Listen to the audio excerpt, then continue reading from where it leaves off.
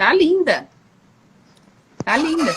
Obrigada. Deu Estamos. Tempo de Deu tempo. começar? Estamos lindas.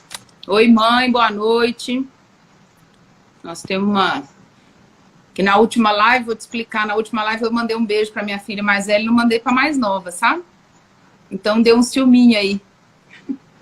Hoje eu vou mandar um beijo pra Luísa, meu amor também. Te amo muito, viu, filha? Marina, muito obrigada por aceitar o convite.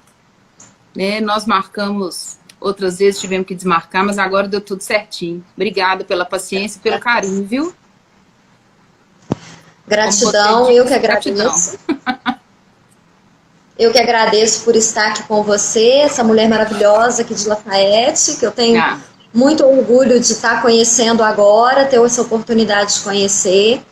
Gostaria também, primeiramente, de deixar as minhas condolências para a família do Dr. Carlos Beato, que é uma pessoa também muito querida.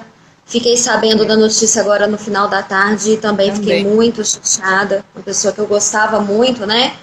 Político, e engenheiro e amigo da nossa cidade, né? Então estamos muito chateados. Deixa eu botar meu óculos, porque realmente eu tentei ficar bonita sem óculos, mas não vai ter jeito, não. Tem que ser com óculos mesmo. Eu tô usando óculos de perto. Tem que ser, não tem como não. Fingindo que eu tô enxergando. Então, Marina, vamos começar. Tem uma turma aí já, né, que acredito que tá aí, porque durante essa pandemia muita coisa mudou. A gente acha que sabe das coisas e aí uma pandemia muda o mundo. Né? Minha mãe tá falando, Carlos Beato, muito amigo do meu pai, a gente sabe. Minhas meninas e minha mãe conversando comigo durante a live. Você desculpa aí, Marina. Eu vou pedir para você se apresentar, né, para os amigos aí que não te conhecem. Tá. Sou Marina Xavier, mineira de Conselheiro Lafayette, com muito orgulho disso. Amo demais essa nossa cidade. Estou aí ao lado da Letícia para tentar melhorar para os nossos cidadãos, né, para os cidadãos da nossa cidade. Sou advogada há 15 anos frente ao escritório M. Xavier Advocacia, graduada também com bastante orgulho pela nossa Faculdade de Direito de Conselheiro Lafayette, pós-graduada pela Universidade Sul de Santa Catarina, especializada na Escola Superior de Advocacia e no Instituto Luiz Flávio Gomes. Estou aqui, a Letícia me convidou para uma live em relação à questão de os reflexos da pandemia no direito, e ela me pediu para focar um pouquinho no direito de família, que é a minha especialidade, né? E que está tendo diversas dúvidas, tanto ela como aqui no meu escritório também, eu tenho diversas dúvidas nesse sentido. A gente tem que procurar quem conhece do assunto, né? Claro, não conheço tudo não, mas estudei bastante e estudo bastante nesse sentido. Mas estou aqui para poder fazer esse bate-papo num sentido um pouco mais informal, menos juridiquês, né? Para que todo mundo possa entender. E também estou aberta para o futuro aí para perguntas, para discussões nesse sentido. Caso a gente não consegue abranger todo o fato, porque o direito de família ele é muito amplo e cada caso é um caso, cada família é uma família, cada história é uma história. Então eu estou aberta. De um jeito. Exatamente. Além disso. Então eu estou aqui para poder... Estudei muito, aprendi muito. Estudou o livro que eu te mandei aí, Letícia? Minha filha, a gente tem, né? Porque senão não consigo conversar com quem entende, não. É verdade. Então vamos lá. Qual foi a dúvida que eu trouxe? A primeira de todas, uma das mais solicitadas, né? Em relação aos filhos, né? Essa guarda, quando se tem a guarda compartilhada, onde os pais pegam os filhos, ficam um período, e aí durante essa pandemia, né, tudo mudou. Então tem pai que não pôde pegar o filho, mesmo morando na mesma cidade, né? Isolamento veio com tudo. E aí uma das primeiras perguntas, até achei que seria outra, né? Achei que seria a respeito outras perguntas, mas essa foi uma das que mais apareceu. Então, assim, como é que vai funcionar agora? O pai que não pegou essa criança, né, que foi privado dessa convivência, Ele vai ter como aumentar as visitas, ele vai ter mais dias, vai ter direito. Como é que vai funcionar essa questão? Tá bom, vamos lá. Primeiramente, para poder entrar no assunto, nós temos hoje 2 tipos de guarda regulamentadas no Brasil. A guarda unilateral, que é aquela que a gente conhece, que fica ou no poder da mãe ou no poder do pai. Na maioria das vezes é no poder da mãe, e ficam as obrigações e a convivência por conta desta mãe ou deste pai. E a outra parte, o pai ou a mãe, fica com o encargo apenas de prestar os alimentos e fazer as visitas. E temos também no Brasil, um tanto quanto recente eu quero dizer, tem mais ou menos 10 anos, mas juridicamente isso é recente, a guarda compartilhada. A guarda compartilhada é uma guarda que, em estudos, ela é melhor para os filhos, pois ela prevalece as convivências da família do pai e da família da mãe. E também ela divide as obrigações do pai e as obrigações da mãe. E com essa pandemia veio a discussão, e como que eu faço? Eu vou levar o meu filho para a família do meu pai ou para casa do pai, e pode ter alguém contaminado lá, e minha filha fica com companhia da avó e pode passar esse vírus para a avó, porque a criança, apesar de não ser uma exponencial de risco, né? A gente sabe que, graças a Deus, em criança está baixo os índices graves, mas ela é um grande condutor do vírus, leva e traz o vírus. E veio toda essa discussão. E assim choveu diversas ações na justiça, medidas de tutelas de urgência para pedir que se cessasse, se suspendesse o direito de visita ou o direito de convivência com o outro genitor. O que nós temos diversos julgamentos, mas o que tem prevalecido? Tem prevalecido que, se tiver comprovar incidência de risco, a criança é do grupo de risco porque tem doenças pré-existentes ou crianças muito pequenas, a criança convive com parentes do grupo de risco, ou a mãe é do grupo de risco, ou o pai é do grupo de risco, tem se suspendido o direito de visita, em casos excepcionais. Hoje, inclusive, eu vi um caso do Tribunal de São Paulo que suspendeu o direito de visita do pai, porque o pai é médico e está na linha de frente de prevenção e combate à Covid. Então, prevaleceu o bom senso, né? Não precisava de lei nesse caso.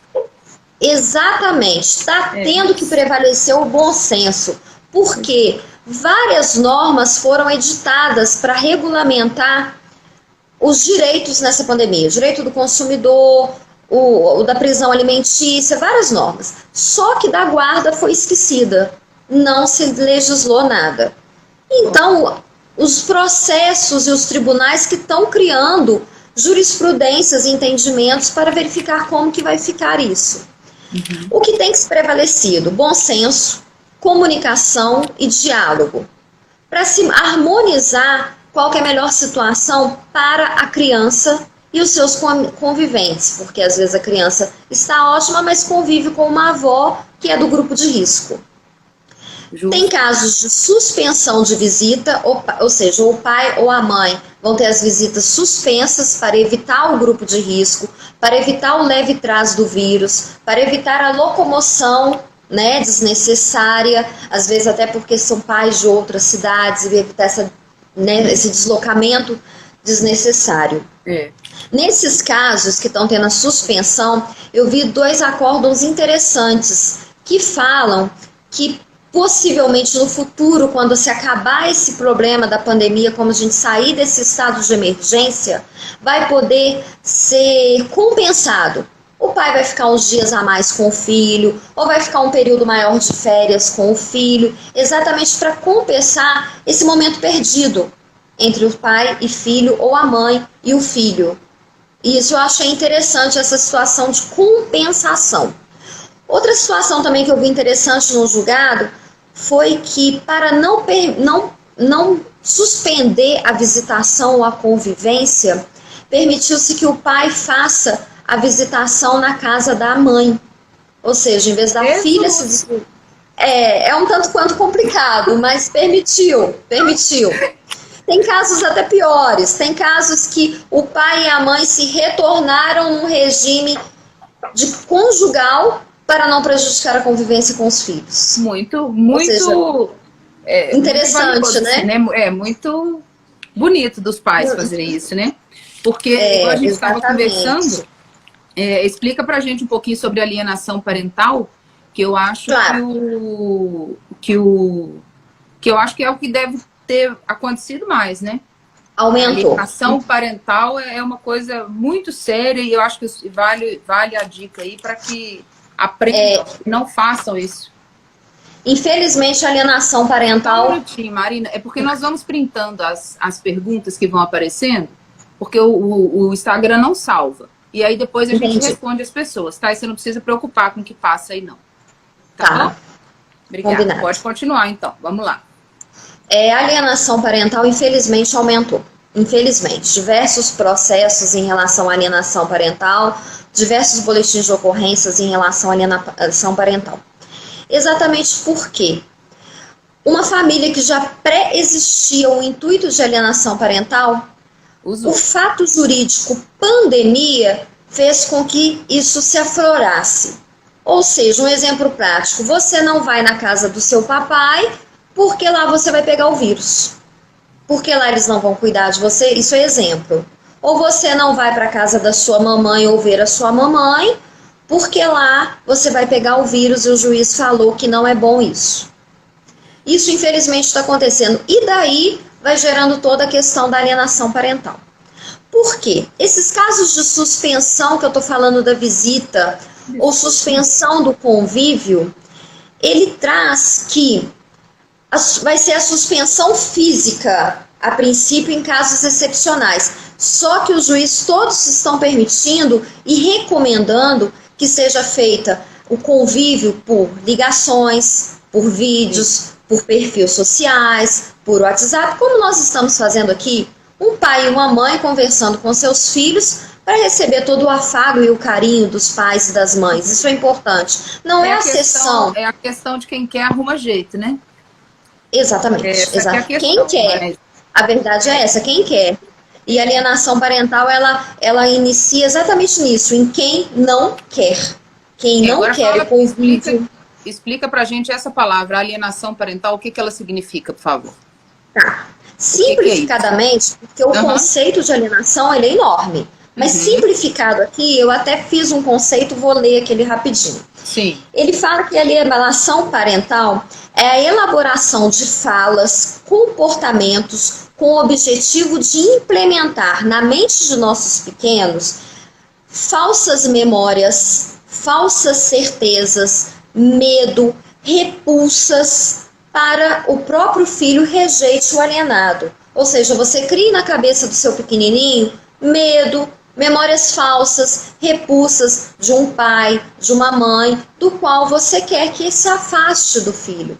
Você aliena, você inventa, você mente, você traz para si um filho contra aquela parte genitora contrária que você está com raiva, ou que você tem mágoa. E sem saber o quão importante é a convivência, né? Extremamente importante. Infelizmente, os pais misturam as coisas, eu acho assim. Infelizmente, eu vejo, sai com mágoa. Eu vejo, foi o que eu te falei mais cedo, eu tenho muitos casos, infelizmente, de amigas e amigos, né? Que eles passam por isso, essa questão de alienação parental. E a pessoa também faz alienação parental. E eu falo, você não pensa tanto que você está prejudicando o seu filho, né? Porque a partir do momento que você mexe na cabecinha da criança falando mal de uma pessoa que ela ama, porque ela ama o pai, ela não entende, né? Que você não ama e ela pode amar separado. Né? E eu acho que o adulto, ele é muito injusto, ele é muito ruim. Sai com mágoa de um divórcio ou de uma relação e quer descontar através do amor do filho, né? É isso, resumidamente é isso, alienação.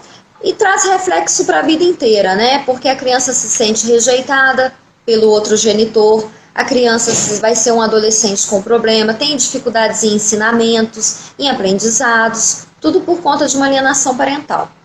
Mas eu percebo também tanto em casos aqui do meu escritório como nos meus estudos, que no início de uma alienação parental, tudo pode ser modificado, você dando bastante amor, você divertindo abundantemente, você tratando o menor, o seu filho ou quem seja que esteja sofrendo alienação parental, com verdade e sinceridade, você consegue superar em inícios a alienação parental, né? A questão é não fazer, porque a questão é não fazer. Pensar, por mais que você tenha mágoa, né? Porque eu acho que a raiva ela passa com o tempo, mas a mágoa não passa. É importante a gente pensar deixar que a criança não merece isso. Eu penso desse jeito, sabe? A criança não merece. O direito de convívio da criança com seu genitor ou genitora e também o direito de alimentos da criança contra o genitor ou a genitora é da criança, não é da mãe, do pai, da avó, do tio, é da criança. É do filho menor, é da criança, não é de outras pessoas. Então, ela tem o direito de usufruir desse convívio, de usufruir do alimento e futuramente de fazer suas escolhas. Mas é da criança, nós não podemos pegar esse direito e colocar na mão da mãe, do pai, do avô, do tio, porque é da criança. E temos que preservar esse direito. Eu acho que o que é muito confundido, eu presencio que é muito, muito confundido, é a questão de o dinheiro que o pai paga, né, da pensão. Eu não quero, porque eu vou criar sozinho, não sei o quê. Pensa que é tudo direito da criança. Da criança. A pessoa, né, não vou falar o pai, mas a pessoa que não quer pagar esses alimentos, né, essa pensão, porque quando a gente fala de alimentos parece que é só para isso, mas é para criar uma criança. Se graças a Deus você não está precisando desse dinheiro, eu falo, é do seu filho, né? Pega e coloca em alguma poupança, qualquer coisa que seja, no investimento, mas é da criança. Né? Da criança. Me muito triste, que os pais confundem. O dinheiro, dinheiro é da criança e o direito é da criança de ter o carinho do outro, né? Ou da mãe ou do pai. Isso, não cabe à mãe ou ao pai ou algum parente decidir pela criança se ela tem direito ou não àquele dinheiro, ou se ela precisa ou não, né? Isso é decisão da criança. Deposite, depois a criança, quando crescer, resolve o que ela vai fazer, se ela precisa ou não, né? Vai que um dia precisa, né? Tá chegando uma pergunta legal aqui, eu vou responder porque tá aqui, eu acho que tá bem dentro do que a gente tá falando. Ela tá falando aqui que ela autorizou o pai a ver a criança por vídeo e tudo, e ele tá acusando ela de alienação parental. Mas ela autorizou a ver e tudo. E o que ela faz nesse caso? Você conseguiu ver aí? Deixa eu verificar aqui. Tá no caso do meu irmão já tem 9 anos de idade, o pai nunca deu pensão. Não, é o de baixo aqui, ó. Ah, é o de baixo. Ok, só um minutinho. Eu acho que tá mais no momento que a gente está conversando. Eu vou ler aqui com calma, são muitas perguntas. Sim. Tá, o pai do meu filho está... Pode falar? Pode. O pai do meu filho está me acusando de alienação parental só porque eu não estou permitindo ele sair nas ruas com ele. Pois eu sou da faixa de risco, mas permito que ele, por vídeo na porta de casa. Ok. É exatamente isso que eu expliquei. Precisa de um diálogo e uma harmonia. Se a mãe é do risco, né, da faixa de risco, e essa criança ela é um vetor de circulação do vírus, isso aí e o pai não está tendo essa cautela de cuidar do filho, de permanecer em casa, permanecer o isolamento, a mãe ela não está em alienação parental nesse caso, não. Ela tem que deixar todos os meios de comunicação do filho aberto. Videoconferência, WhatsApp, Instagram, telefone.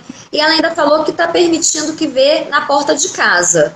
Então, se ela está permitindo também que essa visita seja feita na porta de casa, eu não estou vendo aí nenhum risco de alienação parental vigente, não. Ela tem que conversar com esse pai no sentido de, olha, meu filho está à sua disposição, ou para ficar em casa, em isolamento, que é a recomendação, né? Ou para conversar com você por todos os meios de comunicação que existem, e você pode ver na minha porta da minha casa sempre que necessário, Se ela está permitindo, ela não está alienando. Sim, só ter prova de que está permitindo, né? Eu falo muito isso. Vamos ter provas e pronto. Né? E vamos Exatamente. ter um coração bom, gente. Pelo amor de Deus, não tem um coração. O ideal é que ela converse nesse sentido. Olha, meu filho está à sua disposição, mas com as cautelas necessárias do momento, que é isolamento social. Passear na rua sem cuidado, infelizmente, não pode. Mas também a gente não sabe o cuidado que o pai vai ter de chegar lá da casa dele até aqui, né? Uma mãe perdeu a guarda do filho temporariamente, só nesse período, tá? Uhum. No Rio Grande do Sul, eu vi essa decisão tem pouco tempo, exatamente porque o pai conseguiu comprovar que ela não estava tendo os cuidados necessários. Ela postava viagens com o filho, na praia com o filho, passeando com o filho, sem uso de máscara, sem qualquer tipo de cautela, em várias reuniões com o filho. Então, a mãe perdeu a guarda provisoriamente, eu tenho que falar que é provisoriamente, para o pai ter os cuidados necessários com o filho. E o pai é do grupo de risco. Tem mães e pais e mães, né? A gente sabe isso. Então, vamos continuar. Olha só, porque tem muita pergunta, mas a gente vai responder vocês depois, tá, gente? Ótimo. Não precisa preocupar, não. Vamos lá. A questão financeira agora, que foi a que eu achei que teria maior procura, mas ainda bem que foi a preocupação em ter o convívio, né? Como é que vai funcionar isso? Como é que está funcionando, né? A gente teve uma queda salarial ou uma queda incrível a perda do emprego foi enorme. A gente sabe disso, né? E mesmo quem não perdeu o emprego, abaixou o salário, cortou muita coisa. E como é que vai funcionar essa questão? Porque a criança, igual eu te falei hoje, né? Minhas filhas, eu acho que estou gastando o dobro de supermercado, come mesmo, porque estão em casa, coitadas, né? E aí o pai perde o emprego, a mãe que paga a pensão perde o emprego. O que está sendo feito durante essa pandemia, por favor? Ótimo. Isso é muito bom falar. A lei que regulamentou o estado de emergência, ela não trouxe a questão dos alimentos, somente em relação à prisão, que eu vou falar mais para o finalzinho. Uhum. Mas ela não trouxe nenhuma regulamentação em relação à prestação alimentícia. Em julgados recentes que eu tenho estudado, o que tem se decidido? Tem se decidido que os pais que perderam o emprego, tiveram uma redução no valor, né, financeiro, eles podem sim pedir a revisão alimentícia. Só que o juiz, ele não pode somente olhar, verificar o fato pandemia. Ele tem que verificar o contexto. O pai perdeu o emprego, não tem guardado nenhum valor que possa suprir nesse período, não tem crédito. Eu vi um julgado que o juiz que comprovou que o pai tinha crédito e o juiz falou que ele pegasse um crédito para suprir os alimentos. Ou seja, o pai pega um empréstimo e supre os alimentos nesse período. Você teve redução, mas o filho teve aumento de gastos. Então, vamos cooperar. Eu vi um julgado também interessante que falou para que os avós pagassem os alimentos nesse período. Porque o pai também ficou numa situação financeira complicada, mas para o filho não ficar sem os alimentos, porque afinal de contas o filho come, necessita, fica doente, né? E muito mais, e gasta roupa e etc. Para não ficar sem os alimentos, condenou os avós. E os avós futuramente poderão subrogar no direito de cobrar. Os avós podem virar e falar assim, agora você tem que me pagar o que eu paguei na pandemia. Vai ter o mesmo direito de cobrar. Que não está pagando. Exatamente. E isso não é só os avós. Se o pai não está com condição, vamos em terceiros parentes que tenham condição de suprir nesse período. Em casos mais extremos, o juiz suspendeu os alimentos. Mas casos extremos, tá? Caso que o pai ficou com... Exemplo, o pai... É um exemplo até concreto, que é de um processo mesmo. O pai pegou Covid, ficou internado muito tempo, ainda estava internado, era profissional autônomo, não estava tendo nenhum rendimento, porque internado não tem rendimento, não tinha nada guardado, não tinha bens, não tinha crédito. Suspendeu os alimentos porque a mãe tinha condição de provir nesse momento. Mas suspendeu, não quer dizer que acabou. E a mãe vai ter o direito de cobrar no futuro o que ficou para trás. Entendeu? Mais ou menos nesse sentido. Eu tenho muitas Mas opiniões a respeito que eu não posso dizer.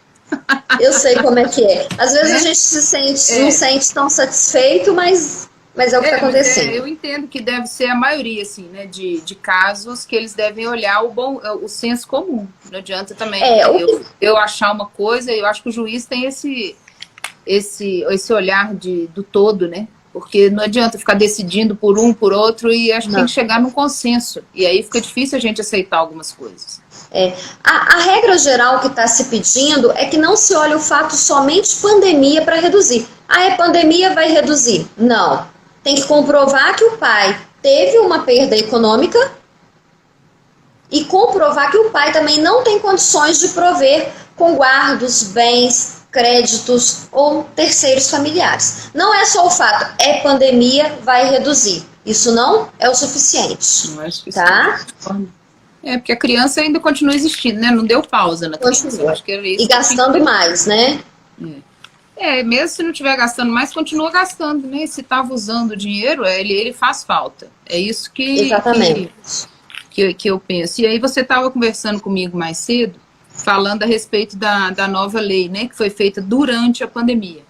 Porque eu achei muita graça, eu vou comentar com o pessoal que está na live aí, eu achei muita graça hoje estudando que o pai que não paga pensão, ele estava com... depois você vai me corrigir, igual você me corrigiu à tarde. Mas aí eu estava lendo que os pais... vamos colocar o pai, tá? Porque a maioria que paga pensão é o pai. O pai não paga pensão, então ele vai preso. E essa prisão não pode receber a pessoa, né, o que foi condenado. E a pessoa ia ficar em prisão domiciliar. Eu comecei a rir, falei, né, vai ser prisão domiciliar, todo mundo tá, né? Não tem jeito. Então aí você me explicou como é que vai funcionar, porque isso me deixou muito... Eu ri até, no caso, né? Na verdade, prisão domiciliar nós estamos, né? Então acaba sendo um bônus para o pai, não um ônus, né? Porque se falar, você está de prisão domiciliar, estamos, desde março, todos nós, devendo ou não alimentos, né? Então, o que acontece é o seguinte, a Lei 14.010 foi uma lei promulgada para poder, como é que eu vou falar? Regulamentar o regime jurídico nesse período de pandemia. E ela trouxe diversos casos, não só esse, mas como diversos. Mas um artigo dela, o artigo 15 específico, fala que a prisão civil por alimentos, que é a prisão da prestação alimentícia do filho menor, né, e outros alimentos, ela seria convertida de regime fechado, que é o regime que o pai vai lá para a cadeia e fica preso, para o domiciliar, que é o que nós estamos, domiciliar. E ficou dessa maneira. Até o dia 30 de outubro seria dessa maneira, o regime fechado para o domiciliar. E aí os pais ficaram felizes, né? 30 de outubro, porque achava-se que ia acabar a pandemia. O período emergencial do Brasil foi decretado até 30 de outubro, mas a gente já acredita que ele vai ser, né, prorrogado. Felizmente. Com certeza será. Mas quando a lei foi feita em julho, né, em junho, promulgada em junho, fique só a data de 30 de outubro. E aí os pais, né, os devedores de plantões ficaram felizes porque falou, oba, prisão domiciliar, já estamos, fico no celular, no WhatsApp o dia inteiro jogando joguinho e tá ótimo, né? Só que o STJ, muito revoltado com essa situação, agora recentemente, em 2 de junho, ele deu um julgamento assim muito eficaz, falando que aí, peraí, papai, não vai ser prisão domiciliar não, tá? Vai ser suspensa a prisão, você não vai ser preso agora, porque você já está preso em casa, nós já estamos em tese preso, você não vai ser preso agora. Quando voltar ao normal, os processos, os prazos e acabar esse período emergencial, eu vou decretar sua prisão fechada, lá na cadeia. Aí deu mais validade para o nosso, né, para essa questão para o Instituto de Prisão Civil. Porque a prisão civil domiciliar, no caso atual, não resolve. Não resolve. E agora, com a suspensão, não pune. E com a suspensão agora, né, agora os pais já vão ficar preocupados, ou seja, quando acabar a pandemia eu vou pro oba-oba da rua, vai sair o meu mandado de prisão. Então paguem as dívidas alimentícias, é o melhor. Cumpra com o seu filho, né? Eu acho que Claro. tem essas coisas, a lei só precisa, a gente só precisa da lei porque não tá acontecendo o bom senso. Claro. O amor não está prevalecendo, infelizmente, porque a partir do momento que você vê que seu filho está ali precisando de alguma coisa e você se nega, né, podendo, né, tô falando quem pode, tá, gente? Tô falando quem não pode, não. Quem pode e nega isso ao filho, eu acho que é falta de amor mesmo. Então, assim, aí a lei tem que entrar em ação. Eu falo muito com meus clientes aqui que o direito de família, antes da gente ir à justiça e brigar, litigar, a gente tem que ter 3 pontos basilares, que é o diálogo, primeiro precisa dialogar, harmonia, você tem que harmonizar as suas decisões, harmonizar os seus pontos de vista, e amor, né? Porque da mesma maneira que de uma certa forma você pode ter amado aquela pessoa ou não, você ama seu filho, você ama o seu estado, você se ama. Então o litígio... O amor é o filho que tem que prevalecer em todos esses pontos que a gente recebeu. E o amor próprio também, né, Letícia? O amor próprio também, né? Mas se tem um amor que a gente põe em primeiro lugar, é o amor ao filho, né? Antes do amor próprio, falo como mãe. Antes do amor que eu sinto por mim, tá sempre minhas filhas. Então, eu acho que a partir do momento que a gente pensa no filho, a gente evitaria muito problema. E o pai sempre vai ser pai, né? Não adianta, o pai sempre vai ser... Eu tenho 2 amigos muito próximos que eles têm a guarda das filhas, das meninas. E assim, cuidam maravilhosamente bem, entendeu? Então, quando a gente fala que a gente pensa, né, que o outro que está abandonando, que está largando, que está deixando de cuidar é o homem. Mas nem sempre. Eu sei que nem sempre. Eu tenho 2 casos muito próximos e fico muito feliz. Não vou mandar beijo para eles, não, porque senão, né, fica ruim aqui. Vamos lá, então. Sendo assim, a gente já falou, né, que a pensão, então, é da criança, não é do responsável. O direito à visita é da criança, não é do responsável. Dito isso, acho que a gente pode mudar um pouquinho, como a gente estava conversando. Eu gostaria muito que você me surpreendeu com essa mudança na Maria da Penha, infelizmente, né, um assunto que para mim que é doloroso. O Agosto Lilás nós encerramos, né, fizemos com a Luana Prado, uma advogada também, foi muito bacana, foi assim, maravilhosa realmente, ela esclareceu vários pontos, nós tivemos um feedback grande a respeito disso, a turma falou mesmo que ia denunciar, obrigada, agradeceu, acho que vai acontecer muito isso hoje, e aí você veio falar para mim que a Maria da Penha teve uma mudança por causa do período de pandemia, aí Exato. Você podia entrar nesse ponto aí com a gente, por favor. Exatamente. A Lei Maria da Penha, né, a 11.340, já é conhecida nossa, ela é de 2006, já é uma lei antiga. Eu acho que esse ponto já está bem debatido, né? Só que, infelizmente, também aumentou consideravelmente os números de violência doméstica contra a mulher, principalmente contra a mulher, né? Porque a violência doméstica ela não é só contra a mulher, mas os casos que aumentaram foi contra a mulher. E numa pesquisa realizada em São Paulo, eu fiquei muito triste quando eu li isso, que eles chegaram nesse número contabilizando cadáveres. Isso é muito triste, porque percebeu que tinham mais cadáveres femininos, e não por Covid, por violência, e violência doméstica. Diminuiu a quantidade de denúncia, né, por causa do isolamento, e aumentou o caso de morte. Foi assim mesmo que... Exatamente. O que acontece? A denúncia do 180, né, até relembrar aqui que o canal de denúncia para violência doméstica é o 180, o número 180, esse é o canal, ele é anônimo, você não precisa, né, das dados nem nada. Ele teve até um aumento de 44%.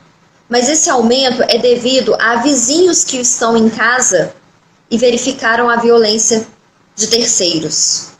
Agora, a violência, a denúncia da mulher ir à delegacia ou a mulher procurar o seu direito, essa diminuiu. Porque com a pandemia a mulher está ao lado do seu agressor.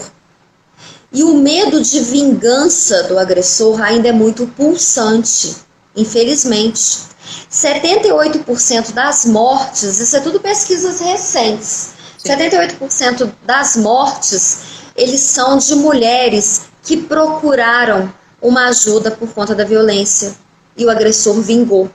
Isso é muito triste. Então a mulher está com medo. Nesse sentido, teve até uma política pública, ainda está atento, que eu achei muito interessante, que é a do X na mão.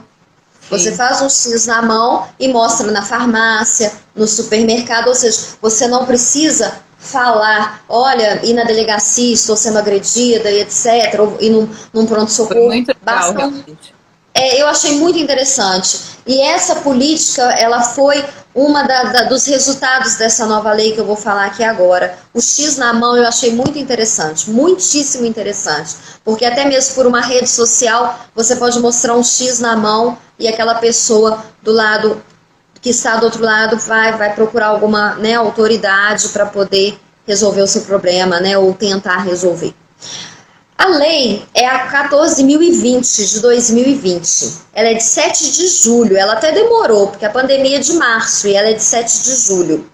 O que traz essa lei? Ela é uma lei excepcional que nasceu exatamente para regulamentar a violência, não só contra a mulher, violência contra idoso, contra criança, contra deficiente e adolescente, mas para regulamentar a violência nesse período. Acabado o período de pandemia, essa lei vai acabar. É uma lei excepcional. Eu até rezo muito para que continue em vigência, porque ela é muito boa. Mas ela foi criada somente para esse período. E um dos pontos... Se der certo, né? Se vê que deu resultado. Tomara que dê certo.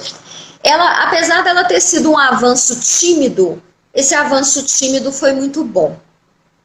E o porquê que veio essa lei? Teve um documento da ONU que foi levado à Organização Mundial de Saúde e esse documento traz um pedacinho, um trechinho que eu vou ler aqui. 1 em cada 3 mulheres em todo o mundo já sofreu violência física e ou sexual. Mas é provável que esta crise piore com o resultado da pandemia, do novo coronavírus. Aponta o relatório a sombra de pandemia de violência contra as mulheres e meninas e Covid de 2019. Esse documento elaborado pela ONU foi levado à Organização Mundial da Saúde e a Organização Mundial da Saúde, se eu não me engano, em abril, depois eu vou verificar esse dado, em abril, ela decretou uma pandemia de violência contra as mulheres no mundo. Isso é muito sério. Parece que está longe da gente, mas não está. Parece que é só no Brasil, mas não é só. E mas frente a essa... exatamente. E frente a essa decretação de pandemia pela Organização Mundial da Saúde de violência contra a mulher, né, tivemos uma lei nesse sentido. Essa lei traz alguns avanços, eu vou falar aqui rapidamente esses avanços. Sim. Um deles fala aqui, as medidas protetivas, que a gente tem aquela medida de distanciamento, a pessoa não pode chegar próximo, não pode entrar em contato, não pode frequentar os mesmos locais. Esses tipos de medidas, afastamento do lar, né, da pessoa que está agredindo o agressor, esses tipos de medidas protetivas, nesse período de pandemia, o prazo dela, porque elas têm um prazo, esse prazo foi prorrogado. Prorrogado até quando? Prorrogado até o final da pandemia, que a gente ainda não sabe qual que será. Mas esse distanciamento com o isolamento fica, né? Mas tem a medida protetiva de afastamento do lar. E essa é interessante. Um pouquinho. Tem a medida protetiva de distanciamento, mas quando o agressor está dentro da sua casa, não tem como distanciar. Então tem a medida protetiva de afastamento do lar. E essa é interessante. E aí até quando vai durar essa medida? Com a promulgação dessa lei, essa medida vai ser por tempo indeterminado até durar a pandemia. Isso foi muito bom. E as medidas que vão ser concedidas a partir de agora também nesse período pandêmico, também será por prazo indeterminado até durar a pandemia. Esse foi um avanço muito importante. Às vezes eu falando, a gente não tem dimensão desse avanço, mas é um avanço importante, porque se a gente tinha um afastamento do lar de um agressor por um período de 2 meses, 3 meses, passa o período, ainda está em pandemia, ele retorna ao lar e continua agredindo. Ou até mata, porque tem a questão da vingança. Exatamente. Então agora não.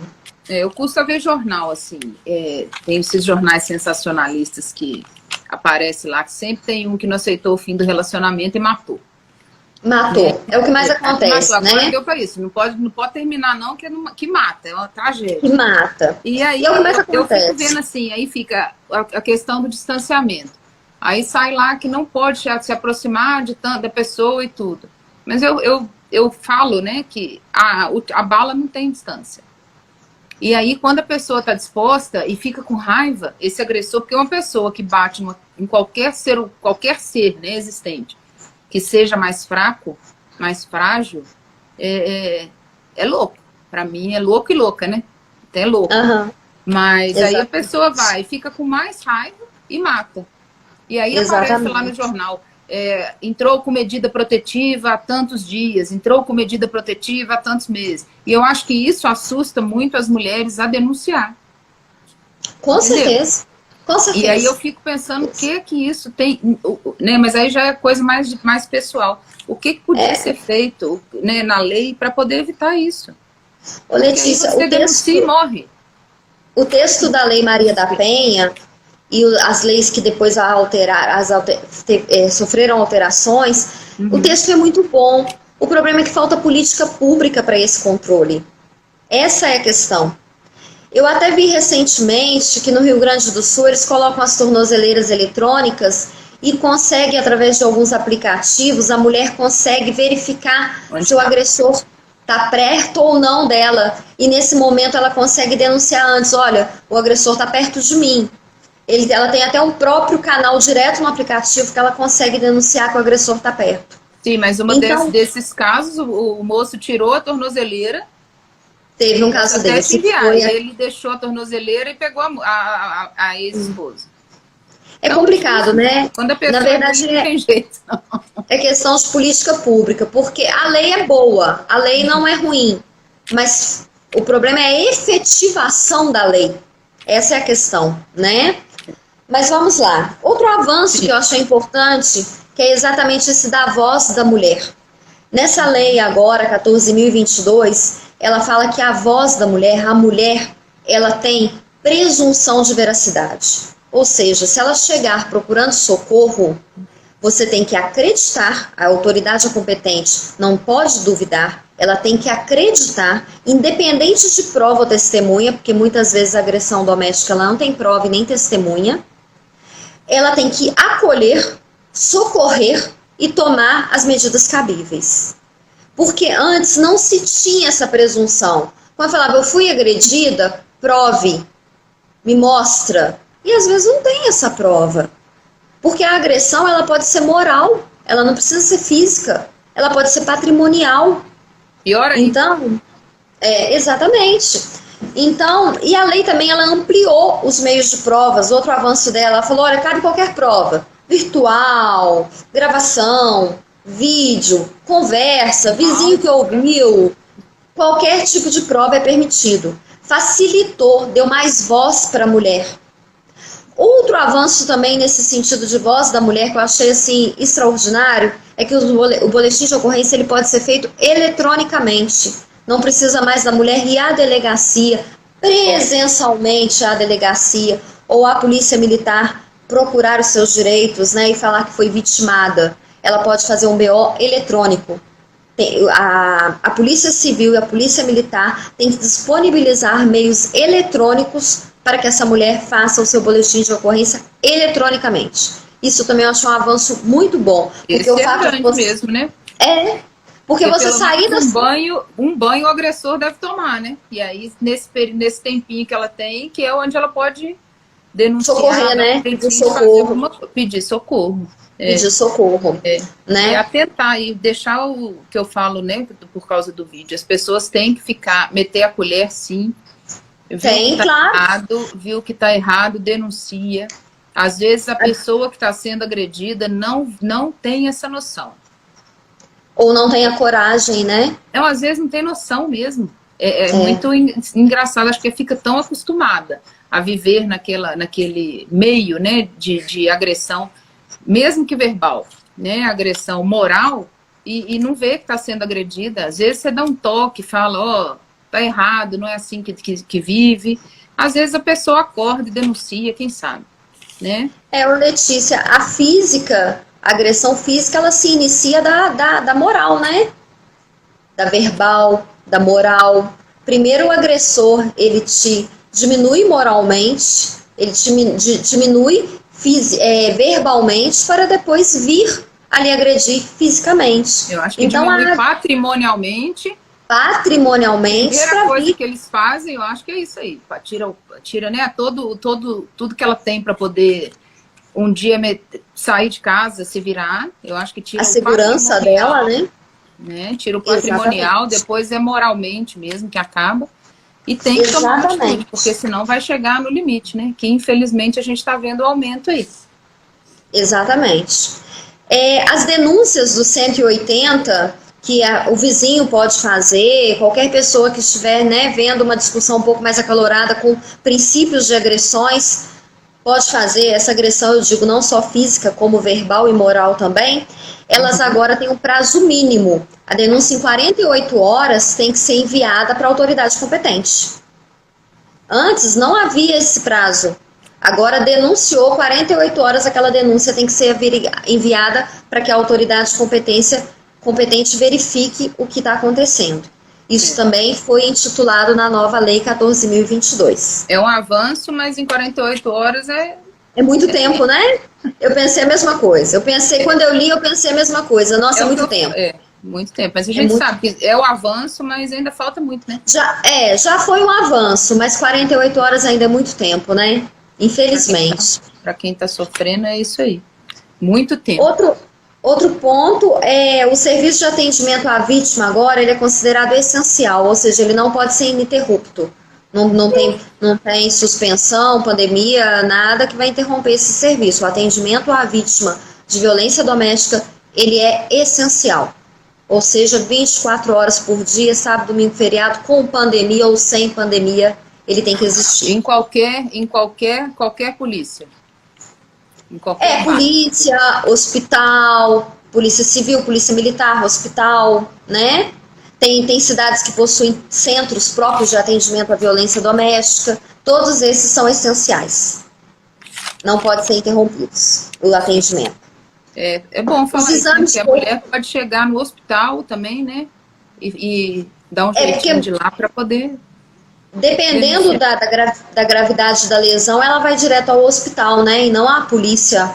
E aí tem as autoridades do hospital, os médicos que atendem os enfermeiros, eles têm a obrigatoriedade de comunicar às autoridades policiais sobre aquele fato. Mesmo que ela não fale que é violência doméstica, se o médico, o enfermeiro ou quem atender fizer o atendimento, tiver percepção que aquela lesão é por violência doméstica, ele deve comunicar à autoridade. Isso não é crime. Ele caiu da escada. Caiu da escada, escorreguei no banheiro. Exatamente. Sim. Percebeu que é violência, o médico tem a obrigatoriedade de comunicar. Sim. O exame de delito também da mulher violentada, agora ele é prioritário. Chega no hospital, tem vários exames de corpo de delito para fazer, briga de rua, briga de trânsito, da mulher é prioritário. O atendimento a ela para o exame de corpo de delito tem que ser prioritário. Mas isso com a lei ou com a lei normal ou não tem nada de pandemia? Não, a lei 14.022. A lei 14.022. É o que a gente reza para continuar, né? Porque são bons avanços, né? Vai continuar, se Deus quiser. Tomara que não precise, né? É o caso. Eu acho que tudo que nós conversamos hoje vai da falta de amor. Se a gente vê a falta de amor ao filho, a falta de amor à mulher, né, ou ao ser que vive ali com você, eu acho que é baseado nisso. A falta de amor é que está gerando tanta polêmica, né? Se não fosse isso, a gente não precisava de tanta lei. Exatamente. É essa a conclusão. Então, assim, que prevaleça o bom senso sempre, né? Ô Marina, eu vou te agradecer muito, muito, muito. Eu acho, assim, que foi muito esclarecedor, né? Eu fico, assim, muito agoniada com essa questão, principalmente da Maria da Penha, né? E da criança, eu fico muito angustiada, porque eu acho que tudo poderia ser resolvido. É o que eu falo, né? É isso aí, Mônica. A Mônica tá falando aqui, falta de amor e respeito. E respeito. É os basilares respeito. que eu falei, né? Diálogo, harmonia e amor. Onde falta os dois, entra a lei mesmo, porque e a lei tem que ser dura, muito dura com quem não cumpre, né, essa lei básica de convívio. Então, assim, você quer deixar algum recado para a turma, para a gente finalizar? E aí, só um minutinho. A gente tem muitas perguntas que chegaram em relação ao direito do consumidor.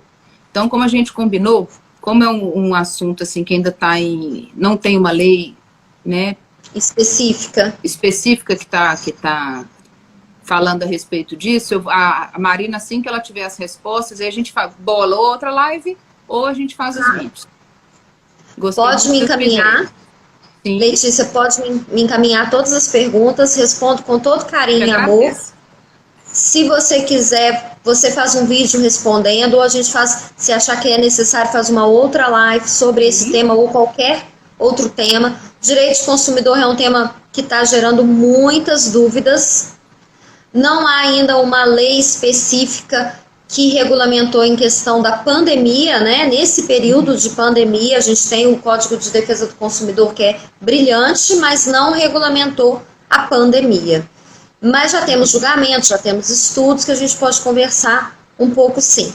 Respondo todas as perguntas, é só me mandar. Gostaria de agradecer a todos que participaram. Gratidão a você, Letícia. Conte comigo. Eu que te agradeço, porque se dispor a esclarecer as minhas dúvidas, né? E a turma que está aqui, tem umas perguntas ali que eu vou te mandar também. Isso é amor ao próximo. Que isso. Obrigada. Espero que eu tenha sido clara. Quem quiser me mandar perguntas também no direct pode mandar, estou à disposição. Legal. Né? E vamos nos cuidar, né? Vamos ficar atentos aos nossos direitos. E eu vou terminar com uma frase. Aos nossos deveres. Vou terminar com uma frase que eu gosto muito, já gostava antes, agora eu gosto ainda mais. Que é de um escritor japonês, o Haruki Murakami. Quando você sai da tempestade, você não será a mesma pessoa que era quando entrou. Obrigada, gratidão. Beijo em todos. Obrigada, Marina. Obrigada a todos aí. Muito, muito obrigada. Nós vamos responder as perguntas, tá? Não precisa ficar preocupada aí, que a Marina já liberou o canal dela. Entra lá no Instagram, conversa pelo direct, que é uma pessoa maravilhosa que vai responder. Tá bom? Um beijo, Marina, e um beijo a todos. Obrigada, gente. Fica com Deus.